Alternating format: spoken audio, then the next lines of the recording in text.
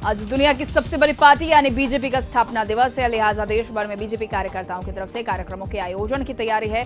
PM Modi Delhi देश भर के पार्टी कार्यकर्ताओं को संबोधित किया। बीजेपी नेता की तरफ से बताया गया कि पार्टी ने तय किया है कि 7 अप्रैल से 20 अप्रैल तक पूरे देश में सामाजिक न्याय पखवाड़ा मनाया जाएगा। सामाजिक न्याय पखवाड़ा के माध्यम से केंद्र सरकार की जन कल्याणकारी योजनाओं को जिले और मंडलों तक ले जाने का काम बीजेपी के कार्यकर्ता करेंगे। 12 अप्रैल को टीकाकरण दिवस के रूप में मनाएंगे। 13 अप्रैल को गरीब कल्याण अन्न योजना से संबंधित कार्यक्रम देश भर में होगा। 14 अप्रैल को बाबा साहेब अम्बेडकर जी की जयंती पर बूथ स्तर पर कई कार्यक्रम आयोजित किए जाएंगे। 15 अप्रैल को अनुसूचित जनजाति कल्याण के लिए जो काम हुआ है उसके साथ अनुसूचित जनजाति समाज के जिन लोगों ने समाज के लिए विशिष्ट काम किया है उनको सम्मानित करने का काम भी बीजेपी कार्यकर्ता करेंगे। मुख्यमंत्री नीतीश कुमार ने एक्यूट इंसेफेलाइटिस सिंड्रोम यानी एईएस को लेकर उच्च स्तरीय समीक्षा बैठक की। एक अन्य मार्ग पर हुई इस बैठक में मुख्यमंत्री ने अधिकारियों को कई निर्देश दिए। अधिकारियों को निर्देश देते हुए सीएम ने इस बीमारी को लेकर पूरी तरह सतर्कता बरतने के निर्देश दिए। साथ ही लोगों को एईएस के लक्षणों और बीमारी के इलाज के प्रति जागरूक किए जाने की बात कही। मुख्यमंत्री ने कहा कि एईएस से प्रभावित बच्चों को तुरंत अस्पताल तक पहुंचाने की सारी व्यवस्था सुनिश्चित की जाए। वहीं मुख्यमंत्री ने पीकू वार्ड को पूरी तरह से तैयार रखने के निर्देश अधिकारियों को दिए। साथ ही अस्पतालों में पर्याप्त मात्रा में दवाओं की उपलब्धता सुनिश्चित करने के निर्देश भी सीएम ने अधिकारियों को दिए। विश्व धरोहर महाबोधि मंदिर बोधगया में अंतर्राष्ट्रीय त्रिपिटक चांटिंग विश्व शांति के लिए पूजा शुरू किया गया है। कोरोना काल के कारण काफी लंबे बरसों से पूजा नहीं हो रहा है। दक्षिण अफ्रीका में चल रहे हैं एफआईएच जूनियर महिला वर्ल्ड कप हॉकी में झारखंड की बेटी सलीमा टेटे की कप्तानी में खेल रही भारतीय जूनियर महिला हॉकी टीम ने अपने तीसरे मैच में मलेशिया को 4-0 गोल से पराजित कर दिया। भारतीय टीम की ओर से 4 गोल में 1 गोल झारखंड की संगीता कुमारी ने की। लगातार विजय हो रही इस टीम में झारखंड की एक बेटी ब्यूटी डुंगडुंग भी शानदार प्रदर्शन कर रही है।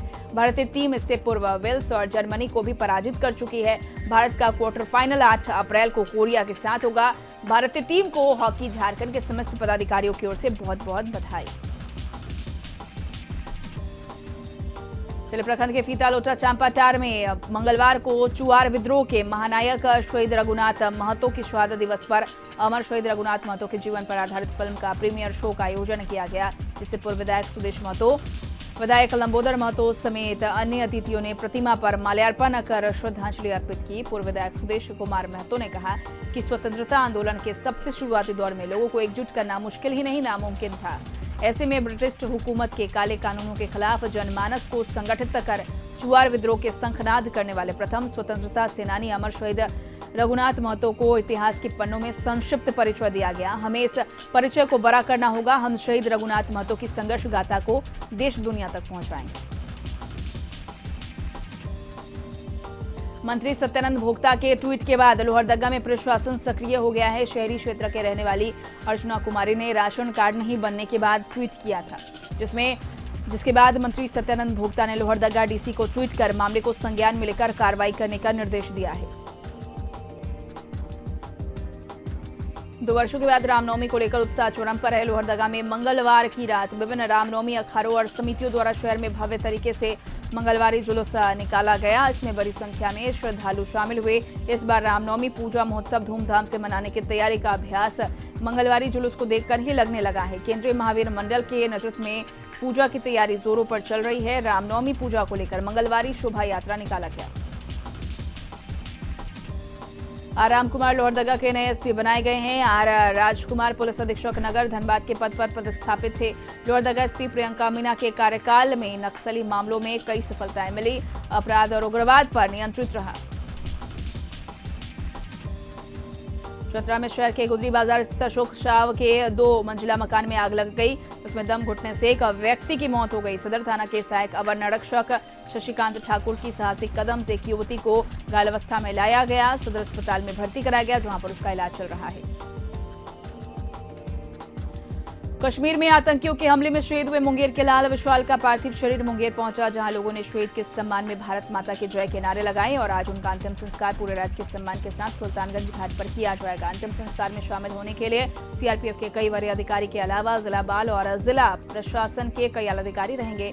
इससे पहले शहीद जवान का पार्थिव शरीर पटना एयरपोर्ट पहुंचा, जहां नेताओं और अधिकारियों ने उन्हें श्रद्धांजलि दी। सरकार की तरफ से पंचायती राज मंत्री सम्राट चौधरी पहुंचे। उनके अलावा सांसद चिराग पासवान, गृह विभाग के अपर मुख्य सचिव चैतन्य प्रसाद, डीजीपी एसके सिंघल, पटना के एसएसपी और सीआरपीएफ के कई बड़े अधिकारियों ने शहीद जवान को श्रद्धांजलि दी। उधर सीएम नीतीश कुमार ने शहीद जवान के परिजनों को 11 लाख की आर्थिक सहायता दिए जाने का ऐलान किया। सुबह सुबह बगहा उपकारा में भी छापेमारी की गई। बगहा एसडीएम दीपक मिश्रा एवं एसडीपीओ कैलाश प्रसाद के नेतृत्व में कई थानों की पुलिस उपकारा की तलाशी ले रही है। आंध्र प्रदेश में आयोजित जूनियर राष्ट्रीय महिला हॉकी प्रतियोगिता में झारखंड टीम उपविजेता रही। झारखंड टीम के उपविजेता बनकर लौटने पर रांची में हॉकी झारखंड की तरफ से टीम का स्वागत किया गया। झारखंड टीम में सिमडेगा की आवासीय हॉकी प्रशिक्षण केंद्र लचरागढ़ के 4 खिलाड़ी अंकिता डुंगडुंग, अंजलि केरकेट्टा, सलोमी कांडुलना और पिंकी लकड़ा के साथ कोच तारिणी कुमारी थी। बेगूसराय में खाना बनाने के दौरान सिलेंडर में आग लग गई और 4 घरों को अपनी चपेट में ले लिया। घटना नगर थाना क्षेत्र के जेल गेट के निकट NH 31 किनारे झुपड़पट्टी की है। रंजीत मलिक के घर में खाना बनाने के दौरान सिलेंडर में आग लग गई, जो आसपास के घरों को अपनी चपेट में ले लिया। आप देख सकते हैं कि किस तरह से आग की लपटें उठ रही हैं। घटना की सूचना पर 2 फायर ब्रिगेड की गाड़ी मौके पर पहुंची। इससे आग लगी की घटना में घर में रखा सारा सामान जलकर राख हो गया।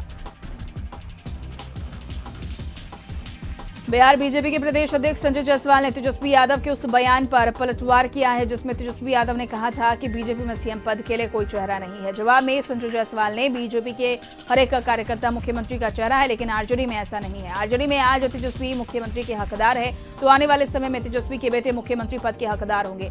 ये परंपरा चलती आ रही है। कश्मीर में आतंकियों के हमले में मुंगेर का लाल शहीद हो गया। मुंगेर निवासी सीआरपीएफ का जवान विशाल शहीद हो गया, जबकि एक अन्य जवान घायल हो गया। शहीद जवान का पार्थिव शरीर आज देर शाम आने की संभावना है। मिली जानकारी के अनुसार श्रीनगर के मेसुमा इलाके में अपनी ड्यूटी पर तैनात सीआरपीएफ के जवानों पर अचानक आतंकियों ने फायरिंग करना शुरू कर दिया, जिसमें एक जवान शहीद तो एक अन्य जवान घायल हो गया। गौरतलब है कि विशाल की शादी 2009 में हवेली खड़गपुर के सिमपुर गांव में सुरेंद्र मंडल की बेटी बबीता से हुई थी और विशाल को 2 बेटियां हैं।